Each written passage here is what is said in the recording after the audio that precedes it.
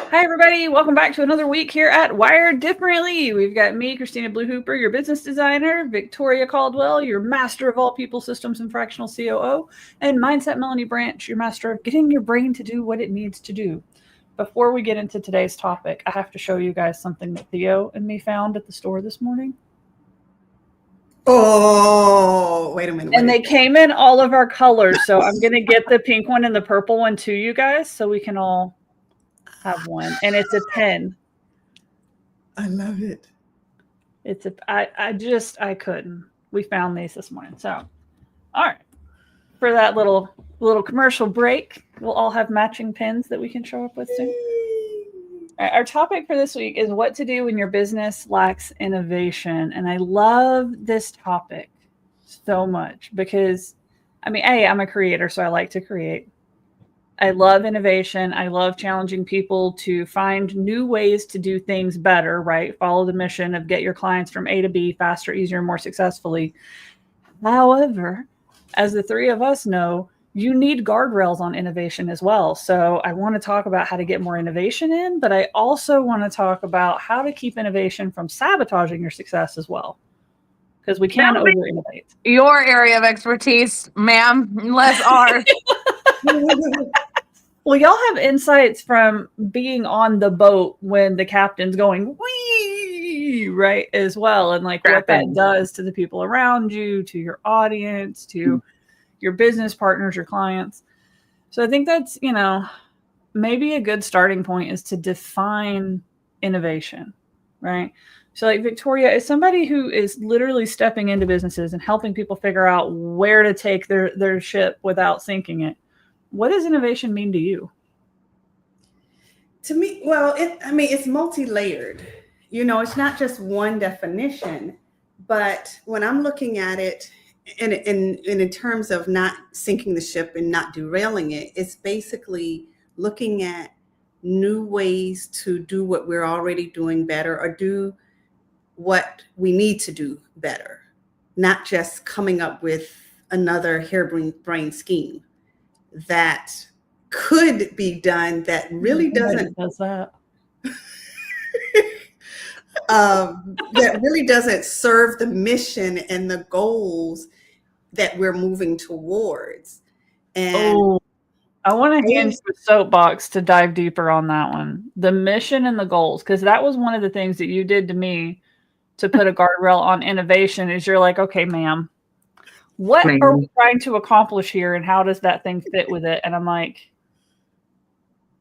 I don't know actually what we're trying to accomplish. So.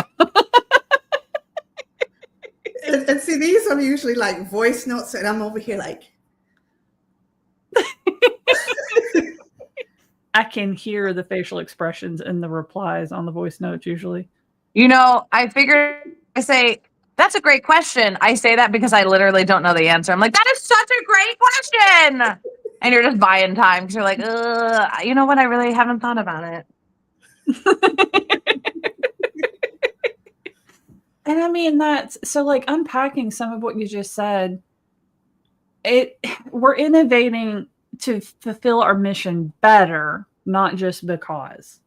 Not just because you're never going to run out of ideas. So you're looking at creators, you're never going to run out of ideas to do things, but you have to say, it's not what you say yes to is what you say no to. If you want to be focused and you want to accomplish your goals and your mission, you're going to have to say a lot more than yes.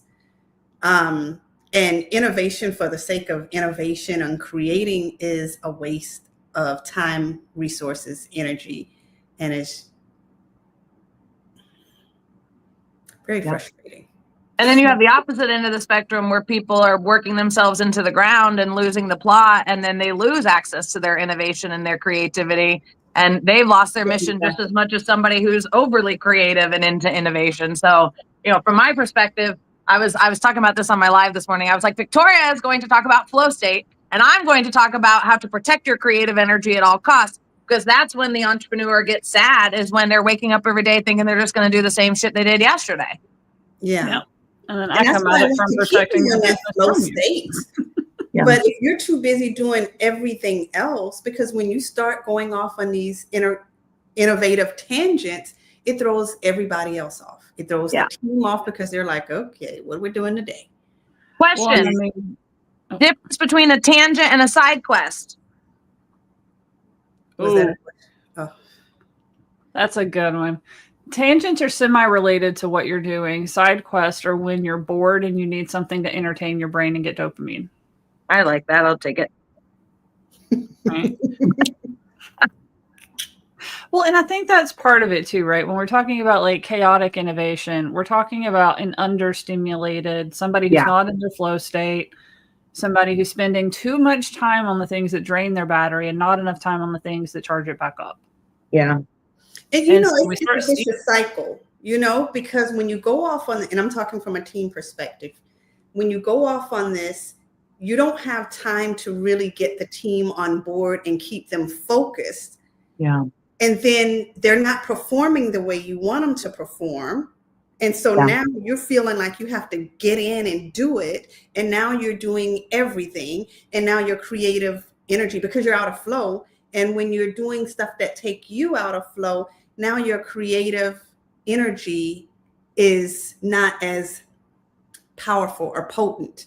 Yeah. So everything suffers, and everyone, it's a ripple effect. Everything suffers. The people suffer around you. The innovation suffers. The product or service suffers. Everything suffers. Yeah. So now you're just in this cycle, this doom loop, if you will, of how do I get out of it? And you got to stop doing stuff that need to be done. Yeah. Stop doing so much. Stop doing so much. You're doing too much. That's the thing. Yeah. Well, and you're doing too much inside of your business. I think this is something else that a lot of our entrepreneurs tend to, and I'm guilty of this as well. We try and get a lot of our joy and happiness and fulfillment and meaning in life from our business. Mm-hmm. So to do that, we're constantly changing, innovating, playing with things, tweaking with things, because we don't have time for hobbies, because we're not finding joy outside of our business. So we have to do new things over here to sabotage it, right? So like one of the best things you can do to leave your business alone, because a successful business is going to be boring. Right. Right. I need a different word. I can't accept it if you use that word. Can we say reliable, predictable? Oh, that's a struggle, because I think it does hit a point where you are bored with it. Like you are literally just bored with it. Okay, I'll work on it. So you have to spend your time, like there's parts of your business you enjoy, but like on the whole, you're starting to get bored. If you can spend more time in your flow state and in that spot where you enjoy, you're not as likely to feel the boredom quite as hard, right? Or you're in that flow state, but if you do it correctly, you can have the free time. Yeah. To go do something more exciting. And that way, when you have to sit in here and do that, you're still working in flow state. So that helps. But then you go outside, now you have time, because what gets boring is the day-to-day monotonous stuff. Yeah. And that's boring to you, but it might not be boring to the next person. And having to like keep your creativity in check all the time, right? Because I mean, as really creative entrepreneurs, we have to keep our creativity in check. We have to. It's not really a choice, because otherwise we're going to overwhelm our clients. Our marketing is going to turn very chaotic, because we're talking about anything and everything all over the place. Yeah. Our services we start messing and tweaking and mucking with something that was proven to work, and we break it. Mm-hmm. Right. So it's like we have to leave it alone. Break it under the guise of making it better. Yeah. I mean, it's kind of like when you're making a cake and you keep opening the oven to check on it, and then you wonder why it's not bright and fluffy. Like, I keep mucking with it. Hi, are you done yet? Hi, are you done yet? Hi, how's it going? And I mess it up, right? We have to be able to leave it alone. And that is such a hard thing to do. It's like having a cute cat sitting next to you meowing and you can't pet it. You know, it's hard to resist. Victoria's used a different analogy, but yes. I like to think about when you're cutting your own bangs. So, you know, don't cut your own bangs, because you're just going to sit here and keep going a little shorter, a little shorter, a little shorter. And then before you know it, you got a Beyonce baby bang, but you don't have a Beyonce forehead. And you're like, oh shit, what did I do here?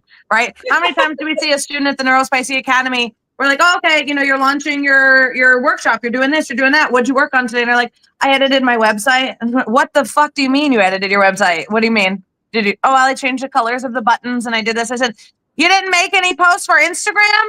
You didn't send an email out to your list? You didn't DM some people? What, you edited colors on your website? Oh, excellent. The website that nobody knows exists because you're not putting anything out on social media. So you really got to think about what's going to move the needle. Yeah. And people in my position are constantly, what's another word for babysitting? Babysitting's accurate. Yeah. Our creators. And it's like, okay, we're over here working, getting things together, and you're over there. What are you doing today? Oh, I'm doing this. Wait, what? Yeah, it's like babysitting somebody that's around like 10 to 12 years old. Like they can be trusted to make a sandwich. They're a savant. Alive and entertained. But when they get a little too quiet for a little too long. Yeah. It's like, it's like, what are you doing today? Yeah. Oh, and I think when I ask you that, I think I don't know. I just got a feeling you start getting stuff together. But maybe not. But knowing that question is coming, it's like, okay, she's going to ask me what I'm working on. And I can't. That doesn't make me prepare. I figure it out when you ask me every time. Because that's when it's time. But yeah.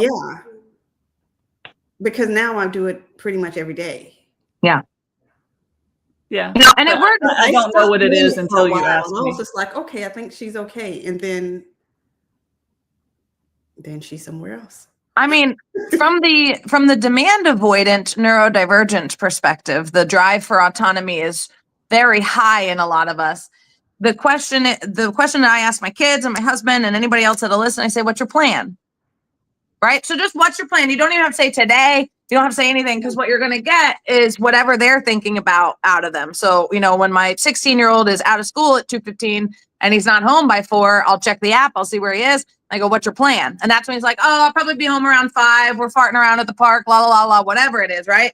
But I don't need to be like, where are you? What are you doing? Who are you with? You need to come home. I'm not going to tell you what time to come home. I'm going to ask you what your plan is. And then if that works for me, I'll say thumbs up.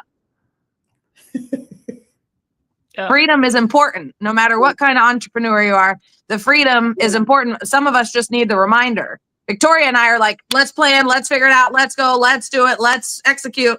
Whereas you're just, you need a weight to your balloon every once in a while. Yeah. Yeah.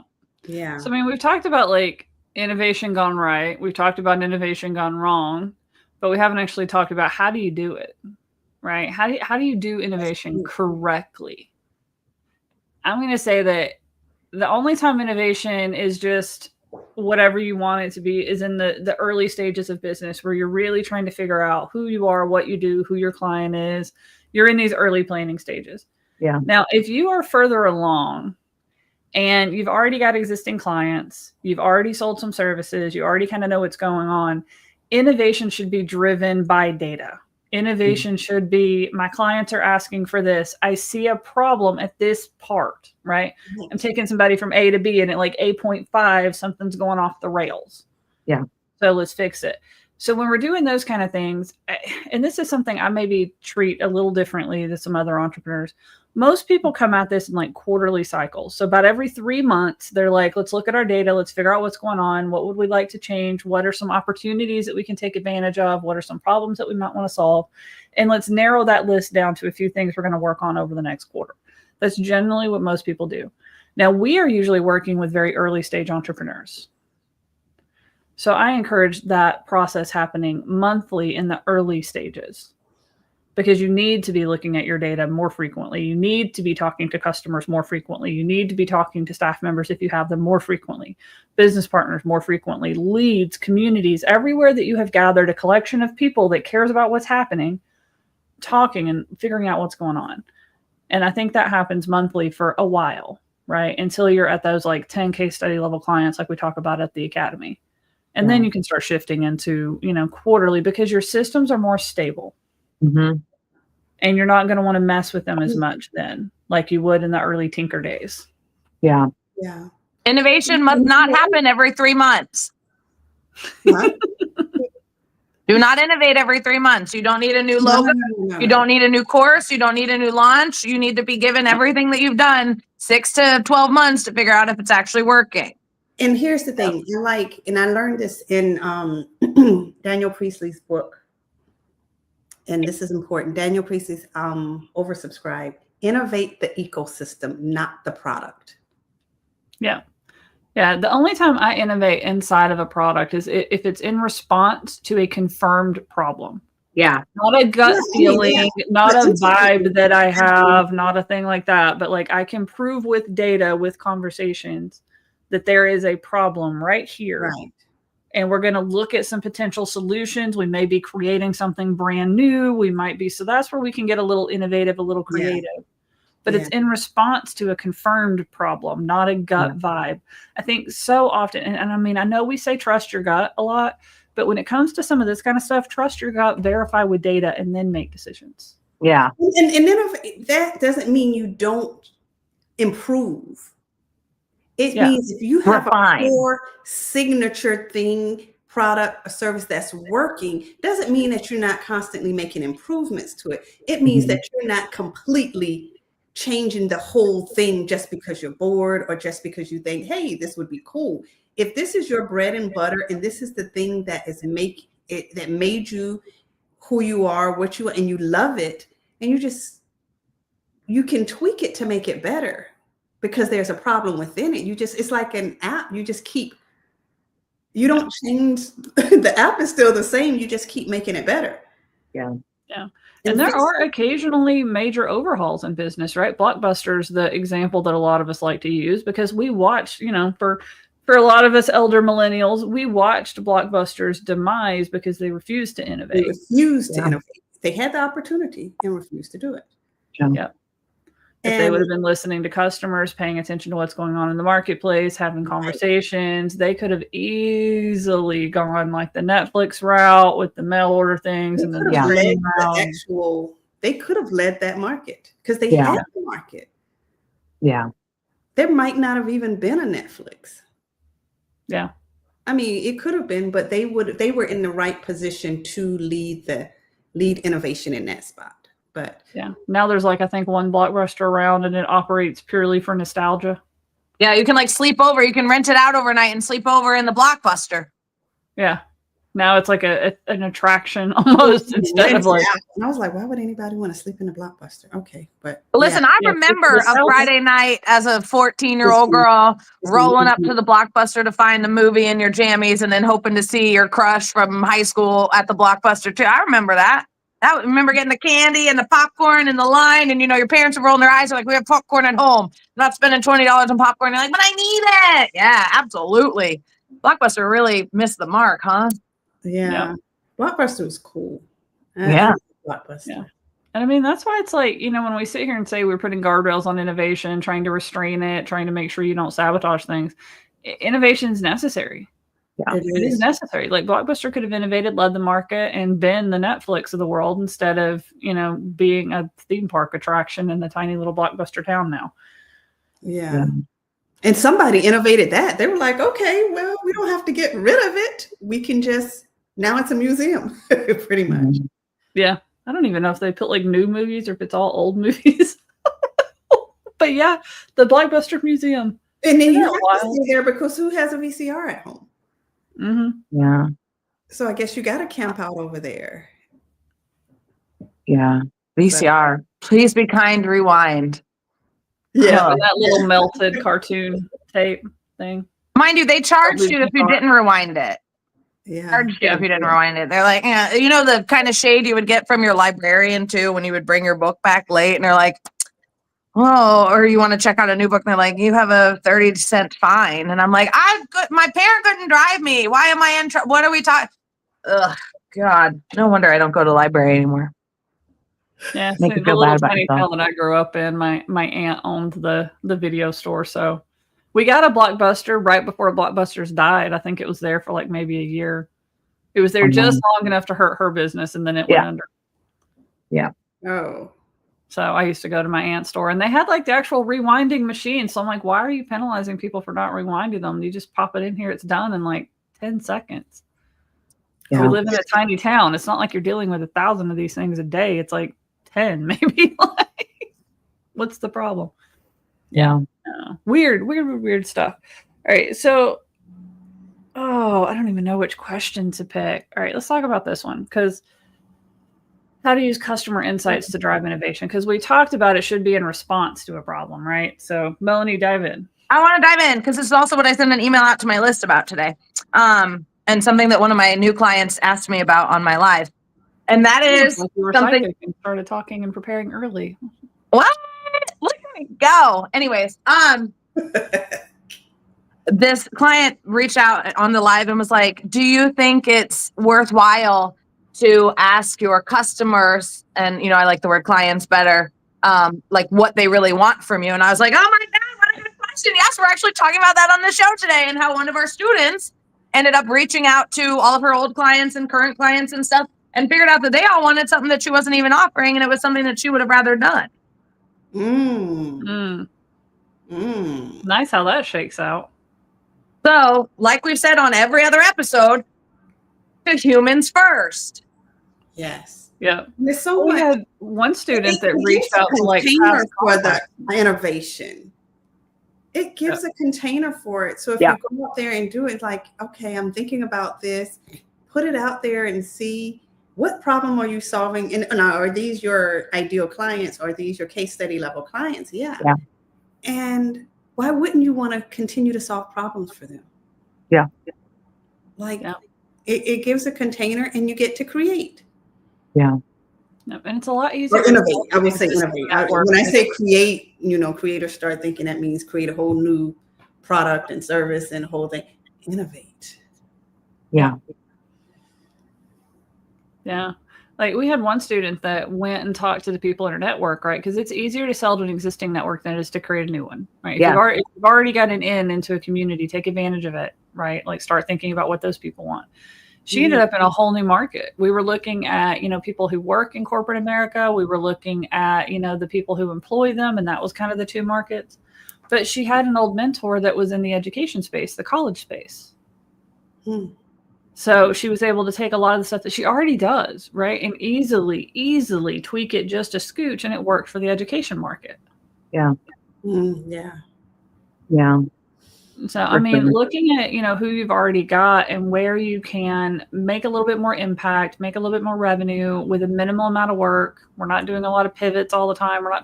She was amazed. She's like, I was able to put this stuff together. She's doing like live events and stuff too in her town. And she's like, I was able to put this together without having to make anything new. Yeah. No. Yeah. I was like, yes. She's like, I just took what I already had and just kind of pieced it together and was able to create something that was really impactful. Yeah. And I mean, that's the thing. We have so many nuggets of stuff. Like if you're any kind of creative, innovative entrepreneur, you have got note piles of note piles of note piles of ideas. You can pick and pull from any one of those to do stuff. Like I create things all the time just to help me do things easier for myself. And then somebody else is like, oh, show me that again. What was that? What did you just do?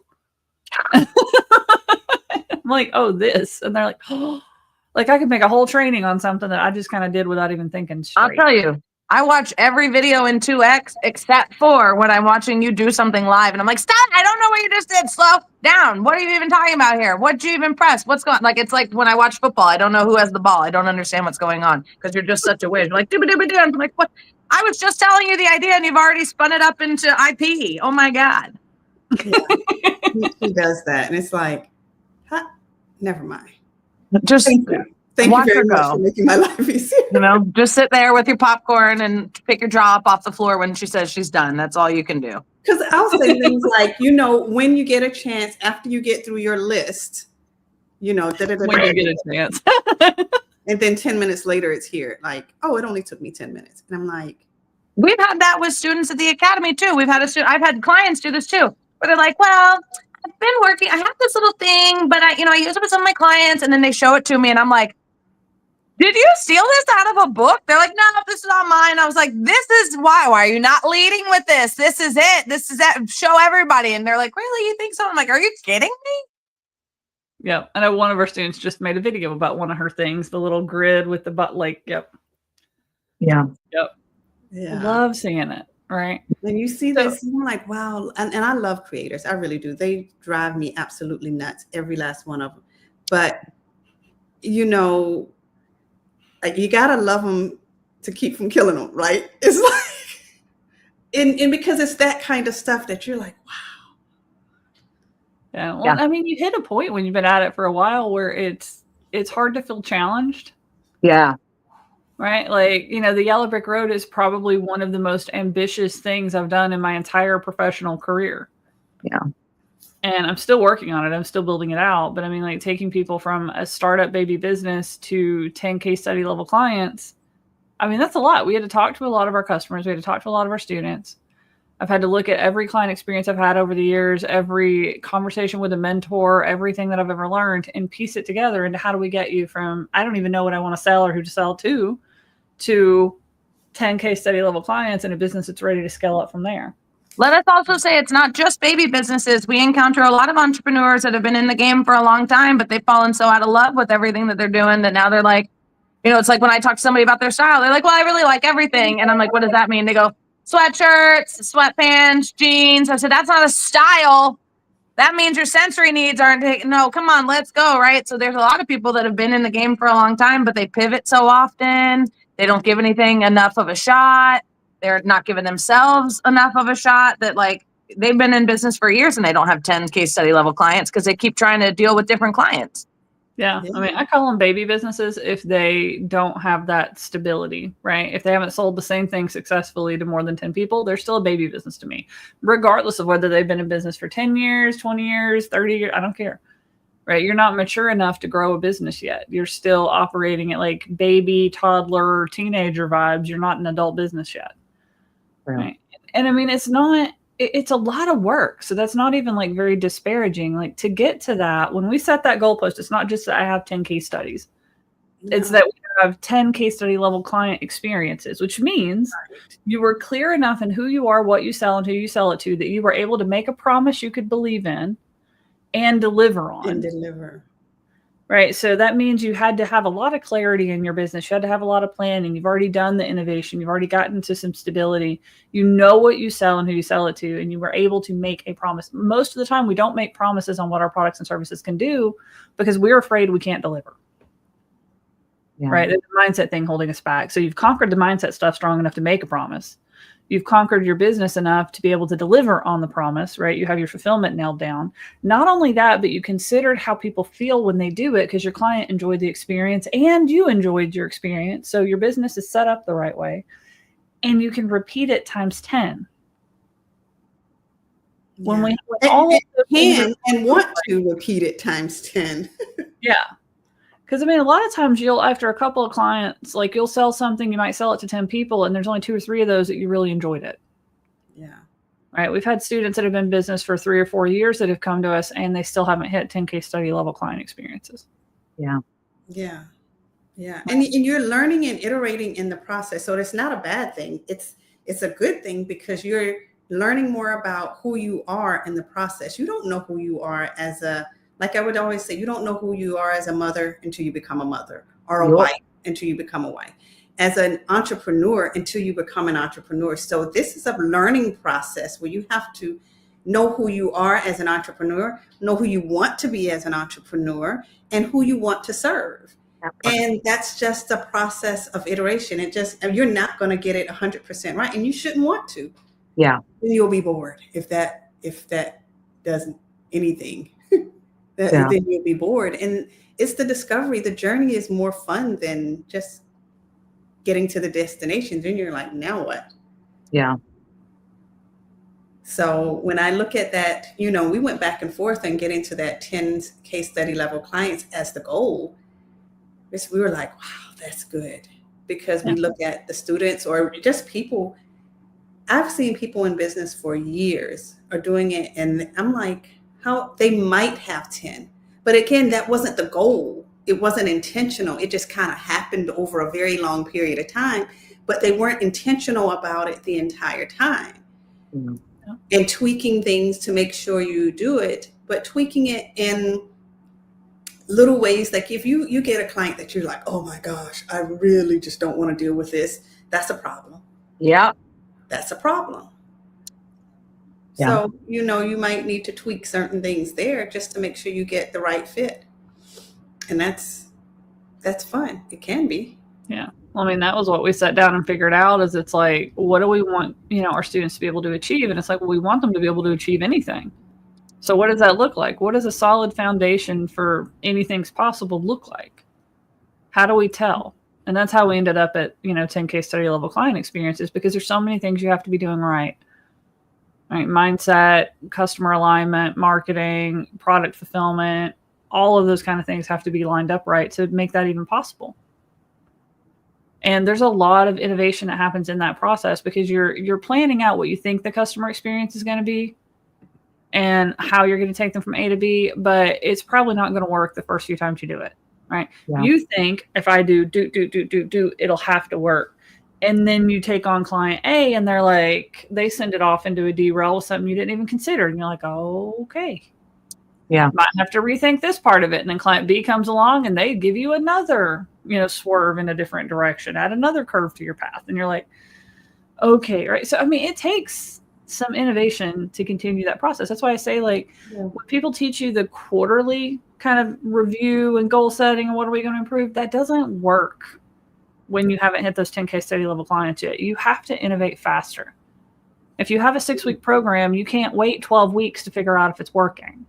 And most of those programs are talking to businesses that are further along. Yeah. Well, most of them are further along. They don't always make that clear. Yeah. But they're talking to the ones that are much further along and have already reached certain milestones. Yeah. It's like those strategies and tactics aren't made for you if you haven't hit that stability yet. Yeah. So let's talk about, let's see, which one do I want to pick next? Let's see, this one. What steps can I take to stay ahead of industry trends? I feel like we're going to end up saying very much of the same thing, but you got to consume. You have to know what's going on. You have to know what's going on. You got to talk to people, talk to your clients, stay up on the industry, what's going on. Stuff is always out there way before it hits the mainstream. You have plenty of opportunity. Yeah. Like AI, for example. Even now, if you get in on AI, you'll be doing good. Yeah. It's mainstream now. It's an industry trend now, but there are a lot of. It feels like it's mainstream, but I talk to so many people that haven't even. It's mainstream to us. That's the point. Yeah. Even if you get in now, for us, it's mainstream because we're in the marketing, we're in this industry, and we do it. But I was talking to another colleague yesterday, and he was like, "Well, I don't know if I will do that because you can do all of this stuff with AI now." And I said, "You can do all of this stuff with AI now. They don't even know how AI would even apply to their business. It's going to be years before they even bridge that gap." Yeah. But because you know that, it doesn't mean that you have to change what you're doing now, because they still need this service. Yeah. And it wasn't even a service that it was a service he was delivering, not something that he was like, maybe I won't sell this particular thing because you can do all of that with AI. And I'm like, you can, but they can't. You got to remember too, not everybody knows what you know, right? I had 5 different clients 2 days ago ask me 5 different questions, and the answer was the same for all of them. I said, ask ChatGPT. One of them was like, I'm getting really popular posting on social media. I'm doing the TikTok shop, but my mom keeps sending me messages like, oh, you should hold the camera up higher because you can see her double chin. Typical critical mom shit. Mind you, this person has lost 20 pounds in the last 2 months taking a program to do it. Like, she should be super duper proud of herself. And her mom's still kind of sending her these messages. She said, what would you do? And I said, I would get on ChatGPT and I would say, hey, this is the relationship I have with my mom. I don't want to be mean to her, but I don't want her to say this to me anymore. What can I send her that will help her get the picture and stop messaging me this? And she goes, you can do that? And I said, yeah. And then the other questions that it was 5 different clients. And I remember being like, I should write this down, because I've literally had 5 different questions and the answer was all the same to them. And every single one of their minds were blown when I said ChatGPT. They're like, oh my God, I didn't even think to ask ChatGPT that. I'm like, can you put the app on your phone and have him check in with you 3 times a day then? Because come on, guys. What questions do you have for me today? That's a good one. Seriously. I don't need that because I go there anyway. And now that I have the app on my phone, ooh, baby, he can't get away from me. Let me say this. You put the app on. Thank you for that. Let me say this, because I need to know. When I've only ever used his voice part of the app once, And I know that there's a lot of different voices you can choose from, but what was hilarious to me is that the first time I ever turned it on, it was the black guy's voice. And I was like, you know what? He has This a is prob- voice.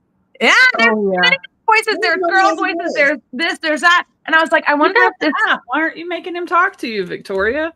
Huh? I didn't know he talked. I know. Oh, I yeah. thought I talked to him, not him talking to Oh me. no, it was a No. whole conversation, Right and it was here. real. It was encouraging, and I Like, listened to him. Yeah. Haired person. Yeah. Okay, look. Okay, I got the app. Y'all see. Yeah. Look. Hi, can you introduce yourself? I'm on a podcast right now with my business partners. Of course. Hi, everyone. I'm ChatGPT, an AI language model designed by OpenAI. I'm here to help with information, answer questions, and provide support for all your business needs. Looking forward to our chat. Oh, Hey, why don't you help us with one of our next questions real quick, and let's show the audience what you're capable of. We have a question. How do I evaluate and implement innovative ideas in my business? I'd be happy to help with that. Evaluating and implementing innovative ideas involves a few key steps. 1. Idea generation. Encourage creativity within your team. Gather ideas through brainstorming sessions, customer feedback, and market research. 2. Assessment. Evaluate the potential impact of each idea. Consider factors like feasibility, cost, market demand, and alignment with your business goals. 3. Prototyping. Develop a prototype or a small-scale version of the idea. This helps in testing the concept and gathering initial feedback. 4. Testing. Trial the idea in a controlled environment. Collect data on its performance and its reception by customers or stakeholders. 5. Refinement. Based on the feedback and data, refine the idea. Make necessary adjustments to improve its viability. 6. Implementation. Roll out the idea on a larger scale. Ensure you have the resources and support needed for successful execution. 7. Review. After implementation, review the outcomes. Analyze the results against your initial goals to determine the idea's success. By following these steps, you can effectively integrate innovative ideas into your business. Hope that helps. That was very good. Thank you for your help today. You're welcome. I'm glad I could help. Enjoy the rest of your podcast. And when you get out of the voice mode, everything that she just said is right here. Yeah. So you still have it, right? And you can come back and reference it later. So like you're gone for a walk and you want to brainstorm some things and you want to get your creative ideas out. You come back to ChatGPT on your computer and that whole thing is there. See, I'm learning stuff because now I got something else to do on my walks now because, I've been wondering why. Okay. Yeah. I was like, that's why I was telling you. I use it like I have it on the desktop. I have it like the browser version and I just put it on my phone. Yeah, but you're an audiophile. You like the audio stuff. So I was like, you could sit there and just talk to ChatGPT with your headphones in while you're on the treadmill at the gym and get so much stuff done. Melanie does it. Stop bothering everybody else. Yeah. So because I need like the sounding board. Yep. So now ChatGPT. I use it for that all the time. Like one of the things I have trouble with like bigger projects, especially, is getting my head back into them. So I have one ChatGPT thread that is just that project. So I can just come back in and be like, hey, can you let me know, like, what have we gotten done so far? What's still left to do? Like, it's been a few days since I've looked at this. It's like, sure. Yeah. Yeah. So, I mean, and it can handle quite a lot. Now, eventually a conversation will get so long that it kind of starts to hallucinate and it gets a little weird and you kind of have a little confused. Yeah, you kind of have to ask it to summarize and like take it into a new chat. But that length has gotten significantly longer. Yeah. Like I didn't have trouble. I did one person's entire website with quiz funnels, like free quizzes, paid quizzes. It did all the funnel pages, all the brainstorming for the sitemaps for me, all of the questions for all the stuff, all the emails and the automations. Like it was a lot. Like it was about 60 hours worth of work, writing, copywriting, brainstorming. And it made it through almost all of that. Like we were 95% done before it started hallucinating and being weird.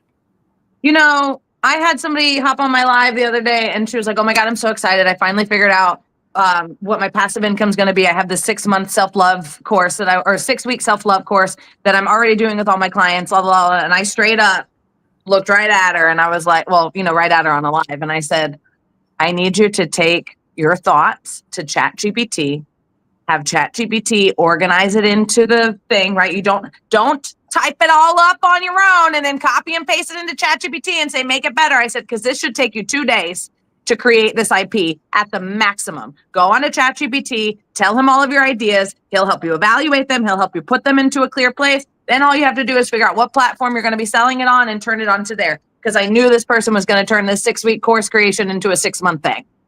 Yeah. I saw something the other day that I'm like dying to try. So talk about like keeping the guardrails in place because it's not super relevant right now. So I'm not doing it right now, but I wrote it down so don't forget. They are creating AI versions of their avatar that they can talk to. Ooh. So instead of just like helping it understand your avatar, write language that would appeal to your avatar, you can actually create custom chat GPTs that are your avatar.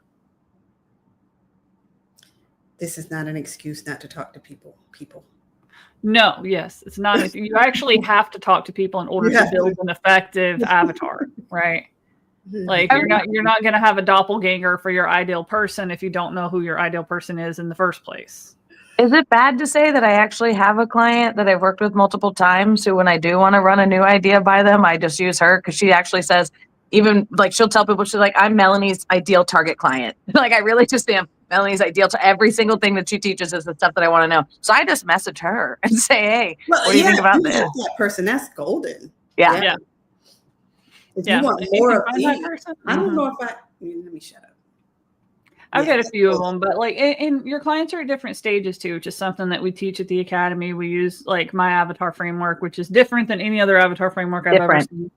It's a mashup of like normal avatars, before, after grids, customer stories from like story brand stuff, and like D&D character sheets. If you ever play D&D or ever level a character up in an MMO RPG game or anything like that. Dungeons and Dragons, D&D. Yeah. D&D is Dungeons and Dragons. You also do similar character development in like MMOs or MMORPGs. So where did you get that far? Massive multiplayer online role-playing game, MMORPG. LARPing, live action role play. I can't. None of those things. I can't.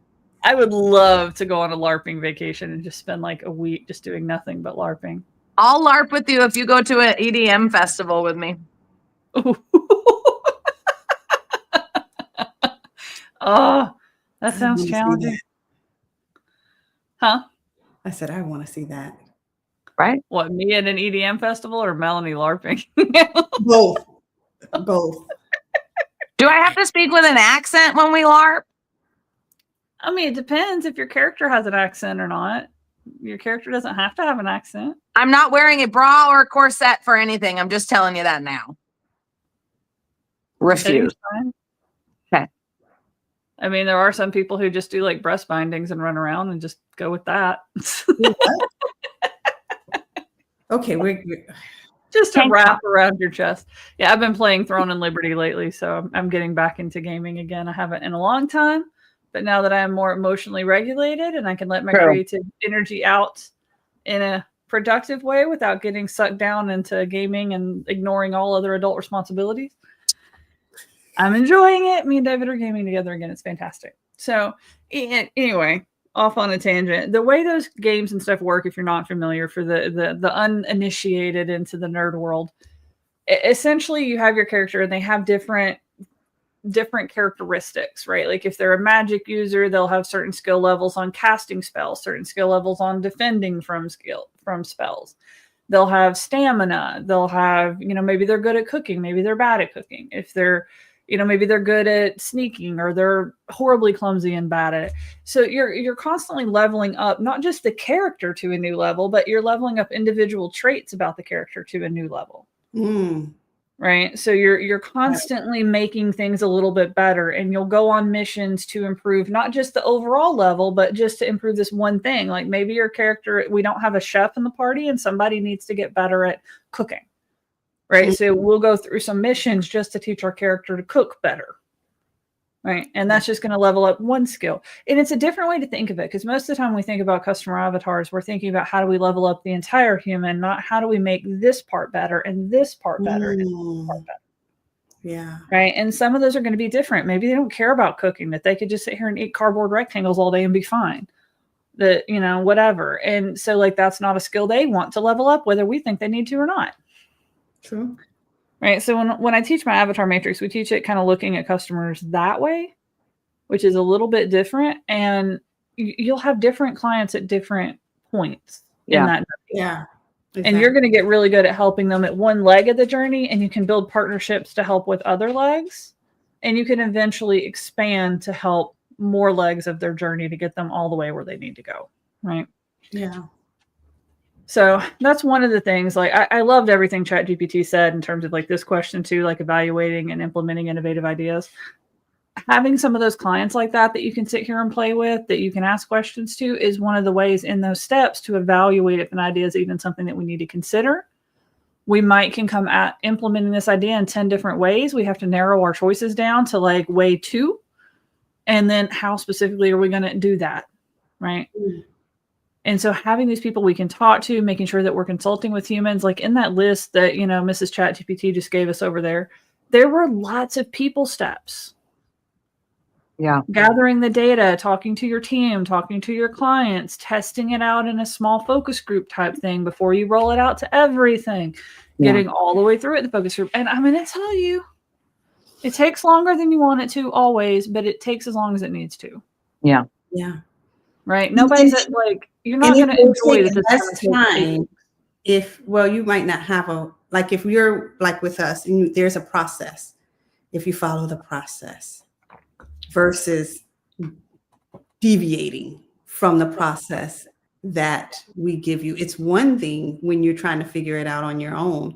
And it's another thing when you have support and mentorship. And when you deviate from the process, you just prolong the inevitable. Yeah. And everybody likes to do that. Everybody's like, oh, I see where this is going. I'll just finish it up on my own. I promise you don't. I promise you don't. And then you get like, so far. I barely know where it's going. There's no way you figured it out. You know what I mean?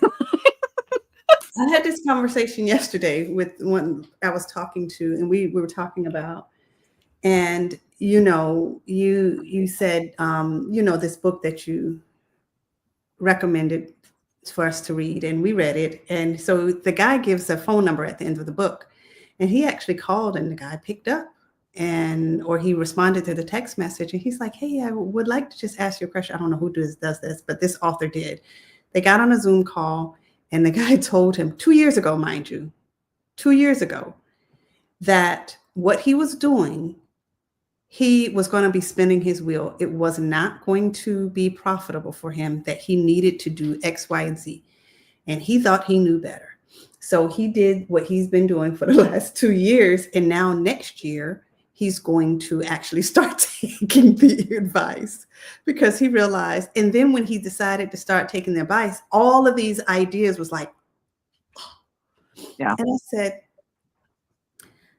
how often, because he's a marketer, I said, how often have you told your clients to do something and they thought they were going to do it better? They thought they knew better.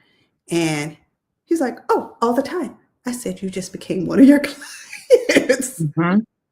So you're doing the same thing. Somebody gave you the steps, told you what to do 2 years ago. You didn't listen. Yep. And now when you're doing what he said to do, now all of these ideas, and you're like, I could have been doing this 2 years ago. Yeah. And I'm like, thank you for that, because that's a really, really good idea. Because I don't like to, now I'm guilty of that too, but I've done it enough times to realize that's not productive. Yeah. And now I learn from other people. I've taken it to the extreme too on both sides. So I've done that. But then I've also recognized that I do that, and I've tried like hell to just do it. Just do exactly the way they tell you to do it. And don't change it, don't tweak it, don't whatever. And the trap I fell into there was the thing they were telling me to do wasn't designed for me. Yeah. Well, yeah, that's the thing. I wasn't their ideal client. So I was sitting here following along with something and forcing myself to do it exactly the way they said. And lo and behold, it didn't work. But you know, I have a gut check with that. Like I will, if it doesn't feel right in my gut, I can't move forward with it. Yeah. It's something it doesn't mean it's bad. It's just something is not aligned. And I don't always know what it is. And when I don't, that's why I fired so many coaches in the beginning, because they kept trying to tell me to do this. And I'm like, it doesn't feel right. Maybe you can do it, but it's not for me. The woman who wrote Eat, Pray, Love, I just saw a clip of her. I don't know how long ago this was. It looked kind of like a TED Talk or something. But she was talking about how most spiritual leaders and most books, you know, Nietzsche and all these other people, are written by men. And we all know why, but they all talk about release the ego, be more with the collective, la, la, la, la, la. And that is not what most women need to hear. Most women need to hear to put boundaries up around themselves and what they need to do, so that because all they're thinking about is the collective, and all they're thinking about is self-sacrificing, and all they're thinking about is I can't be the person that I need to be. So it's like, it's this call to all the heart-centered, mission-driven women. Please start putting yourself out there and innovating the way that you need to. Because I'm not going to read a book about being productive or being a great entrepreneur by a man with a wife, because frankly, my man has a wife and I'm her. I need to find out what that guy's wife was doing. I don't need advice from some dude who tells you to do a cold plunge every day and wake up at 4 a.m. I'm in the middle of a PMDD rage right now. You want to get me into a cold plunge at 4 o'clock in the morning? You think that's a good idea? No. That would be a good idea for your husband, that's sure. You didn't even like waking up to a 50-degree day outside. You ain't gonna wake up to a cold freezing in 20-degree weather. And she was like, I got heaters on and it's 50 degrees. And I'm like, 50 degrees. A foyer right over there. And I had to take it into my bathroom so I could take a shower. Thank you very much. It's cold.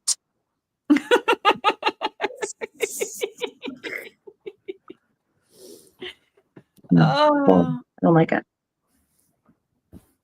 I forget what we were even talking about before we started talking about the cold. My brain just went whoop. Innovation.